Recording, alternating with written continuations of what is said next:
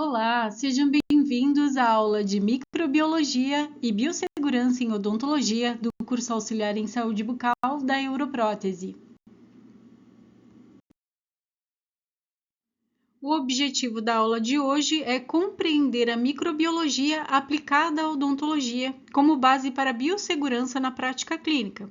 Então, nós vamos estudar os principais micro-organismos de interesse odontológico e entender como eles se comportam, como podem causar doenças e de que forma estão envolvidos nos riscos biológicos do consultório. E para iniciarmos o estudo da microbiologia, é importante compreender a dimensão do papel que os micro-organismos exercem na vida humana e na sociedade.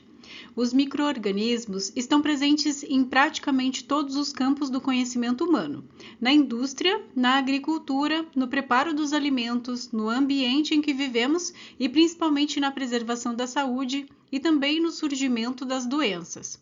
Na área da saúde, em especial a odontologia, os micro-organismos assumem um papel central, porque eles estão diretamente relacionados às infecções, à contaminação cruzada e aos riscos ocupacionais. E por isso, compreender a microbiologia não é apenas estudar micro-organismos de forma teórica, mas é entender como eles interferem na prática clínica, também na biossegurança e na proteção do profissional, do paciente e da equipe de saúde bucal.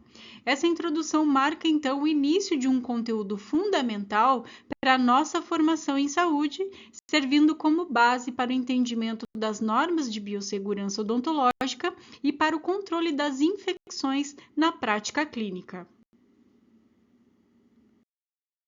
A palavra microbiologia tem origem no grego, sendo formada por três termos: micros, que significa pequeno, bio, que significa vida, e logos, que significa ciência ou estudo.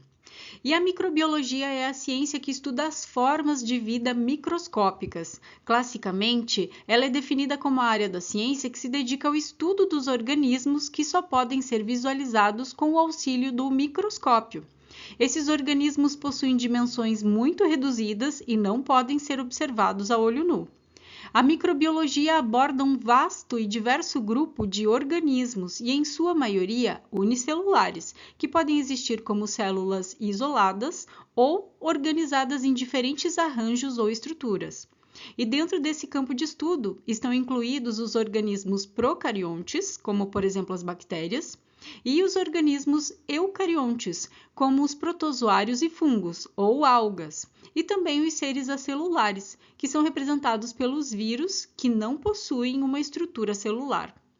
E então é necessário entender a microbiologia e quais organismos ela estuda, porque isso é fundamental para entendermos nas próximas etapas como esses organismos, esses micro-organismos, se relacionam com a saúde humana e com a prática odontológica, que é o objetivo da nossa aula de hoje. A microbiologia é um dos pilares da odontologia moderna. É por meio dela que entendemos o que acontece na cavidade bucal e conseguimos diagnosticar corretamente as doenças e definir melhor tratamento para cada uma delas, além também de embasar todas as medidas de biossegurança dentro do consultório odontológico. A boca ela não é um ambiente estéril. Ela abriga uma microbiota formada por bactérias, vírus e fungos. Muitos convivem em equilíbrio, mas outros estão diretamente relacionados a problemas como cárie, doenças periodontais e infecções endodônticas. A microbiologia explica a origem dessas doenças ao mostrar que grande parte delas resulta da ação de biofilmes bacterianos. E esse conhecimento permite diagnósticos mais precisos e tratamentos mais eficazes, especificamente nos casos que não respondem bem às abordagens convencionais de tratamento.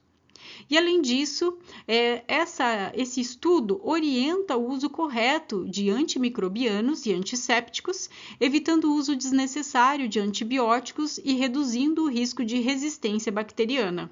Também é essencial na prevenção, ao reforçar a importância da higiene bucal e do controle do biofilme. E na biossegurança, a microbiologia é fundamental para entender os micro-organismos e como eles se transmitem no consultório, seja pela saliva, pelo sangue ou pelos aerossóis que são gerados durante os procedimentos.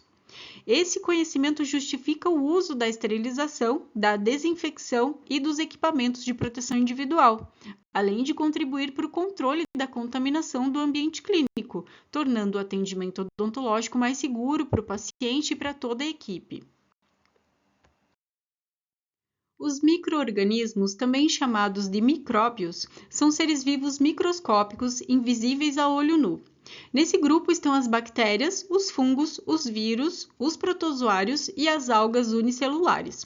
Apesar de muito pequenos, eles têm um papel enorme na manutenção da vida na Terra. No meio ambiente, esses micro-organismos são fundamentais para o equilíbrio dos ecossistemas. Eles participam da decomposição da matéria orgânica, reciclando nutrientes no solo, além de atuar na fixação do nitrogênio e no controle biológico de pragas, sendo essenciais para a agricultura. Na saúde humana, o nosso corpo abriga uma grande quantidade de micro-organismos, formando a chamada microbiota.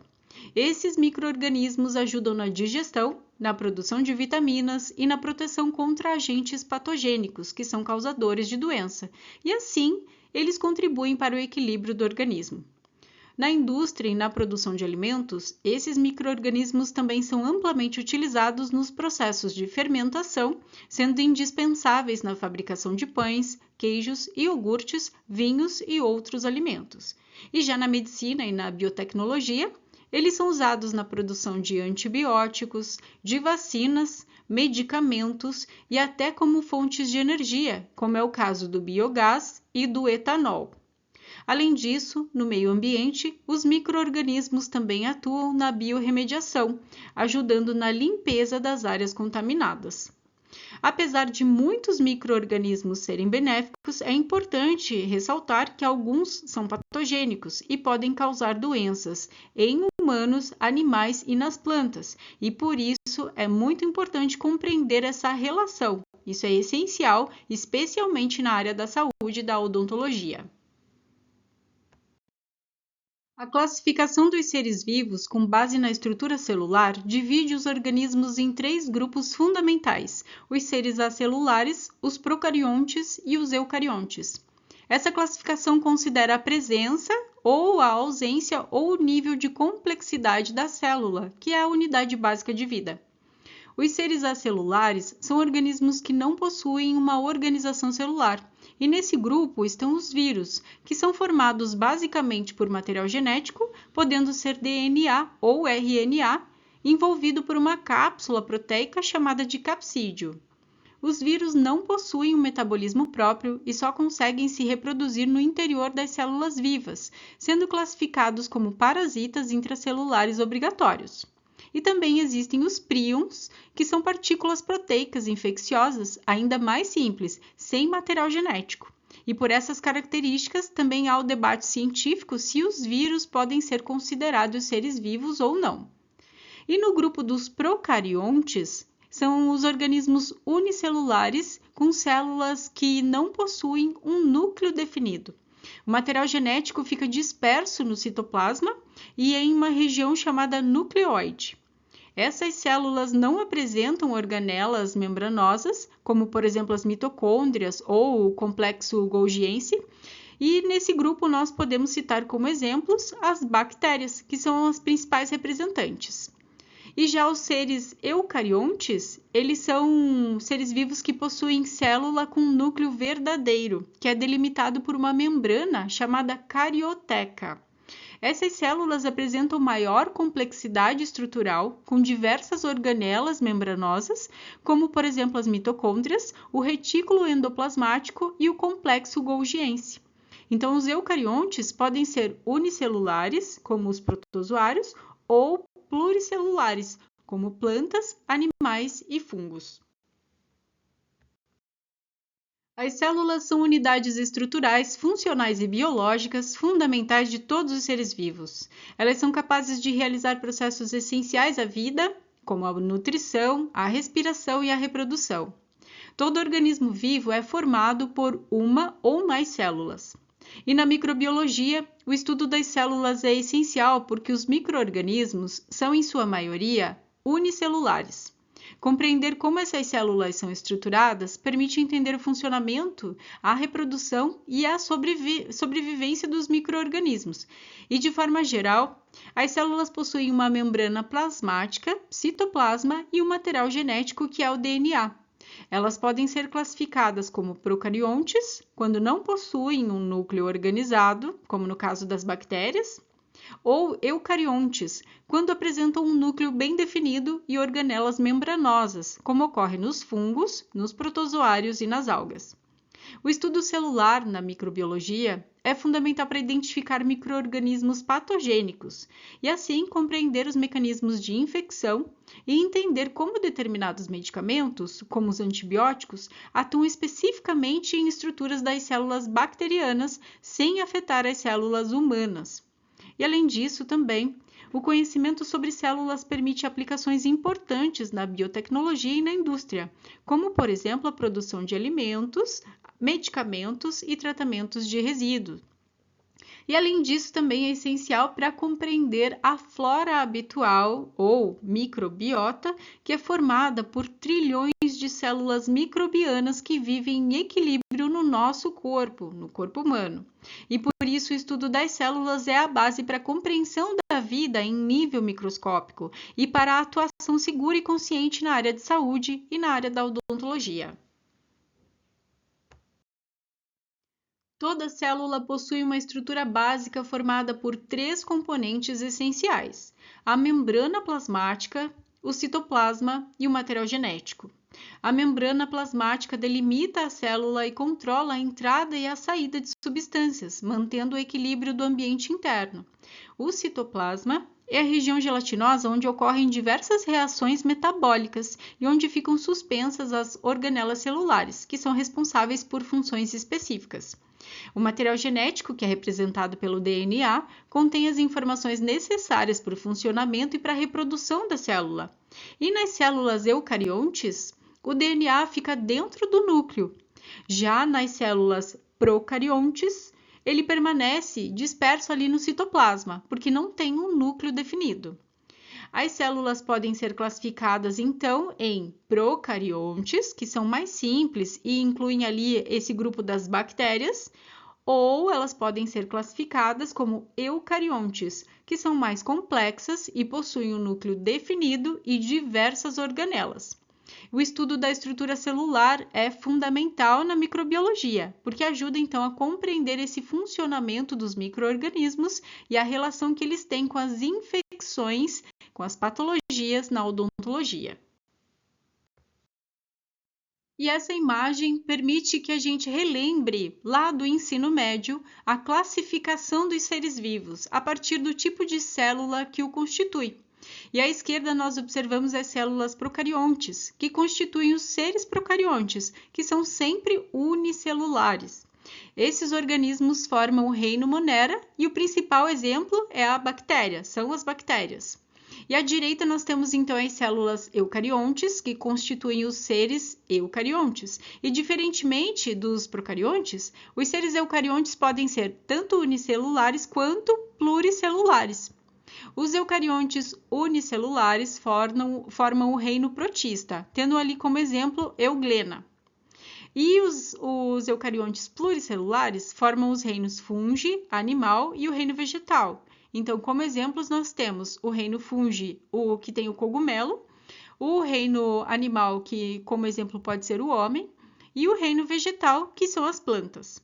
E nesse esquema, a gente consegue compreender que a estrutura celular está diretamente relacionada à organização dos seres vivos e assim nos permite distinguir os organismos simples, que são sempre unicelulares, daqueles que podem apresentar um maior grau de complexidade estrutural.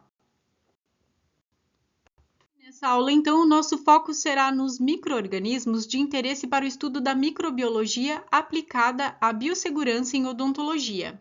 E ao longo dessa disciplina, nós iremos abordar os fungos, os protozoários, os vírus e as bactérias, que são os principais micro-organismos envolvidos nos riscos biológicos do ambiente odontológico.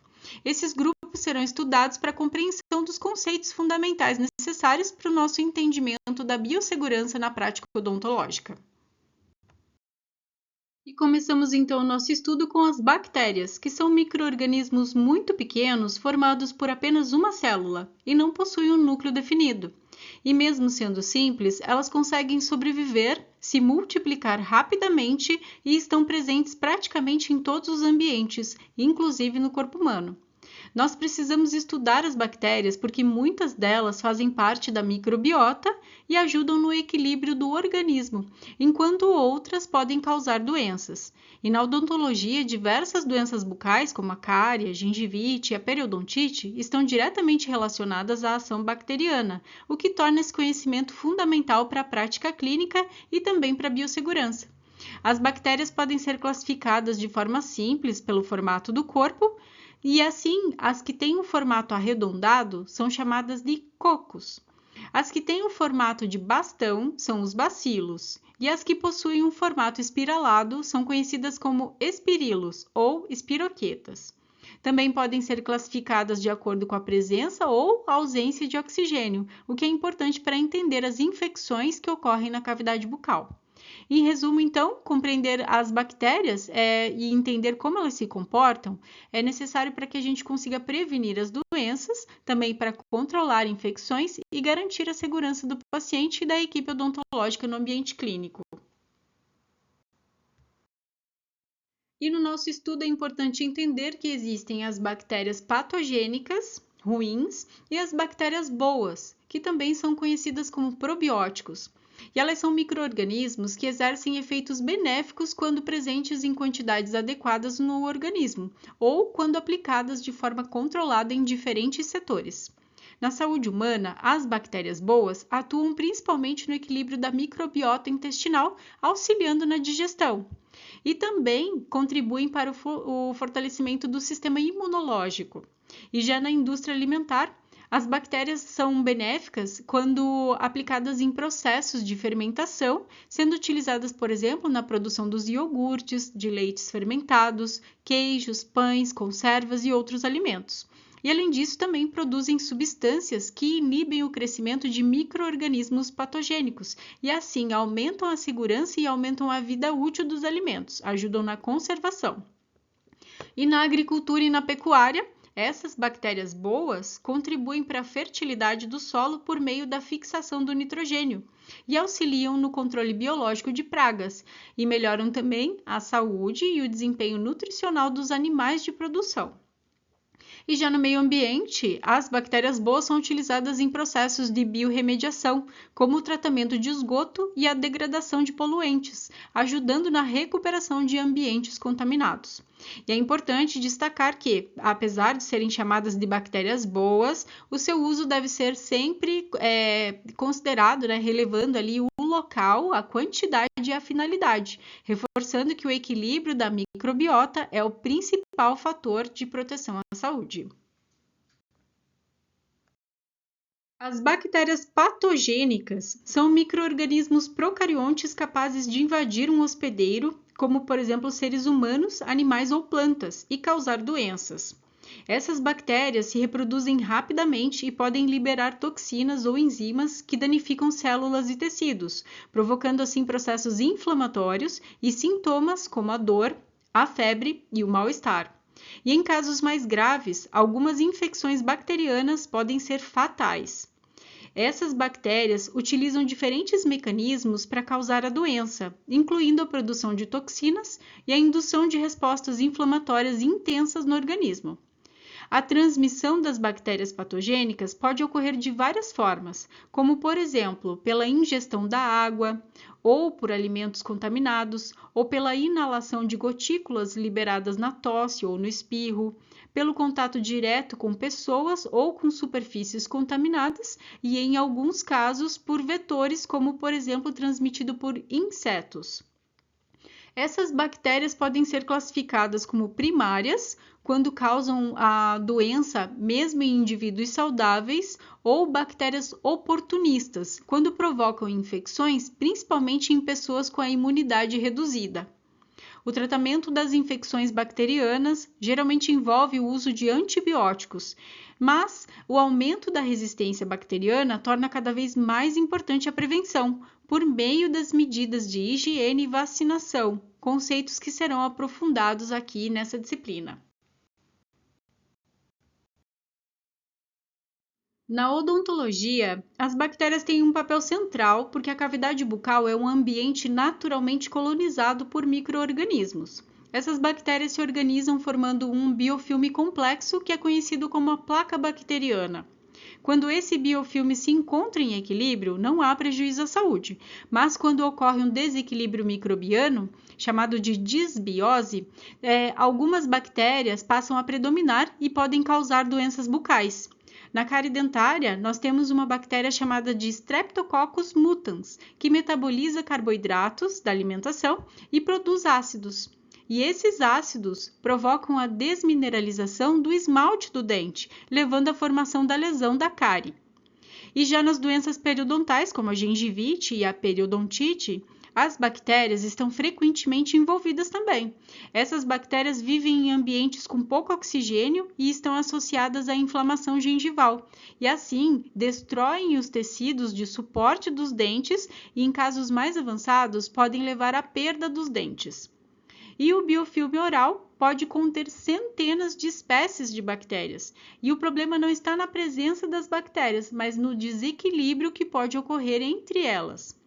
E além dos efeitos locais, as bactérias da cavidade bucal podem atingir também a corrente sanguínea, em determinadas situações, como é o caso de um fenômeno chamado de bacteremia, podendo então estar relacionados a impactos sistêmicos, como o caso de doenças cardiovasculares e outras alterações da saúde. Então, é muito importante compreender a atuação das bactérias na odontologia, porque assim nós conseguimos entender a origem das doenças bucais e também como realizar o controle microbiano e como realizar os tratamentos dessas doenças. O controle bacteriano na odontologia é fundamental para a saúde bucal do paciente e também para a prevenção das infecções cruzadas no consultório odontológico. O principal alvo desse controle é o biofilme oral, que é conhecido como a placa bacteriana, que se forma ali naturalmente sobre os dentes e sobre a gengiva. Então, o controle bacteriano na boca do paciente, ele é o método mais importante para o controle da placa e, é claro, deve ser feito ali pela escovação dental, que deve ser realizada pelo menos 2 vezes ao dia, promovendo assim a remoção dessa placa bacteriana. E o fio dental também deve ser associado, e além disso também as escovas interproximais, que são essenciais para alcançar áreas onde a escovação simples, a escovação mecânica, não consegue atingir. E como complemento podem ser utilizados também os antissépticos bucais, como os antissépticos que são feitos à base de clorexidina, que auxiliam na redução da reorganização da placa bacteriana entre as escovações, sem, claro, substituir a própria limpeza, a escovação. Além disso, o cirurgião dentista também atua por meio de procedimentos profissionais, como a profilaxia, que é a limpeza profissional, a raspagem e o alisamento radicular, em situações mais específicas que exigem, que indicam daí esse tipo de tratamento, além do uso de antibióticos. E em seguida nós temos o controle bacteriano no consultório odontológico, que está diretamente relacionado às práticas de biossegurança e à prevenção da infecção cruzada. A infecção cruzada ocorre quando micro-organismos são transmitidos entre pacientes, entre profissionais e no ambiente clínico, por contato direto ou por contato indireto ou mesmo pelo ar.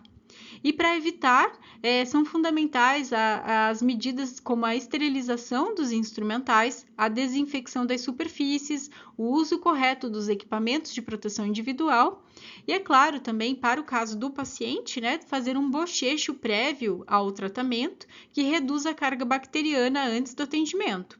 E durante os procedimentos odontológicos, ocorre então a formação dos aerossóis.